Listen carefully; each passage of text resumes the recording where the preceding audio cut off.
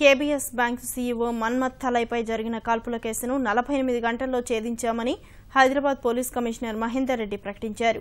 ఈ కేసులో మొత్తం 4 నిందితులుగా గుర్తించి 3 అరెస్టు చేసినట్లు తెలిపారు. నిందితులను నెల్లూరు జిల్లా తడకు చెందిన అబ్దుల్ రహీం, మహబూబ్ నగర్కు చెందిన నరేష్, రాజేందర్ నగర్కు చెందిన రాజేందర్, తూర్పుగోదావరి జిల్లాకు చెందిన వెంకటరత్నంగా గుర్తించారు. వెంకటరత్నం పరారీలో ఉన్నాడు. కాల్పుల ఘటనలో 2 నేరస్తులు బీహార్లో తుపాకీ సమకూర్చుకున్నట్లు వివరించారు.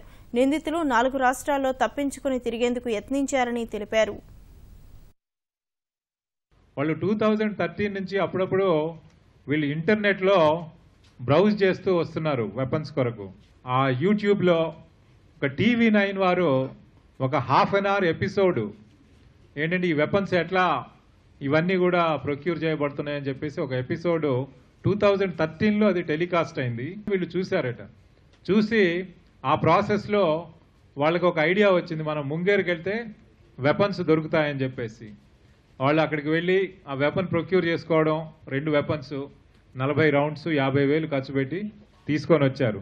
నరేష్ దగ్గర ఉన్నప్పుడు తను ఇంటికి వెళ్ళిపోవడానికి రహీం వాపస్ వెళ్ళిపోదాం అనుకున్నప్పుడు తన దగ్గర డబ్బులు లేవు, ఒక 2000 రూపీస్ కావాలంటే ఈ నరేష్ తన బ్యాంకుకు తీసుకెళ్ళాడు.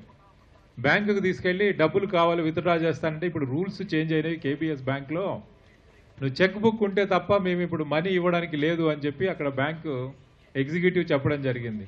మా కజిన్ మీ బ్యాంకులోనే పనిచేస్తాడు శ్రీహరి అని చెప్పి, శ్రీహరి ఇక్కడ డ్రైవర్గా సీఈఓకి పనిచేసేవాడు, ఇప్పుడు అటెండర్గా పనిచేస్తున్నాడు మహబూబ్ నగర్లో అని చెప్పి అతను రిఫరెన్స్ ఇస్తే వాళ్ళు వెరిఫై చేసుకొని శ్రీహరి వాస్తవమా కాదా అని తెలుసుకొని అప్పటికప్పుడు అతనికి 2000 రూపీస్ మనీ డ్రా చేసి ఇవ్వడం జరిగింది.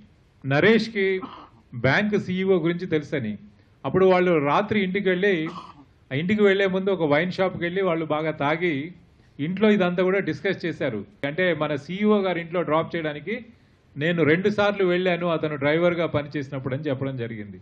ఆ తర్వాత నెక్స్ట్ డే మార్నింగ్ యాజ్ యూజువల్గా వాళ్ళ ప్లాన్ ప్రకారము ఈ నరేష్ రహీం యాజ్ యూజువల్గా అక్కడ ఉన్నటువంటి వాచ్మెన్ లక్ష్మణ్ని ఈ వివరాలు అడిగి సీఈఓ వివరాలు, తద్వారా అతను ఆ ఫ్లాట్లోకి యాక్సెస్ అవ్వడం, డోర్ పెట్టుకోవడానికి ప్రయత్నం చేసే ప్రాసెస్లో 2nd రౌండ్ ఇతను వాళ్ళకి ఓపెన్ చేయడం జరిగింది.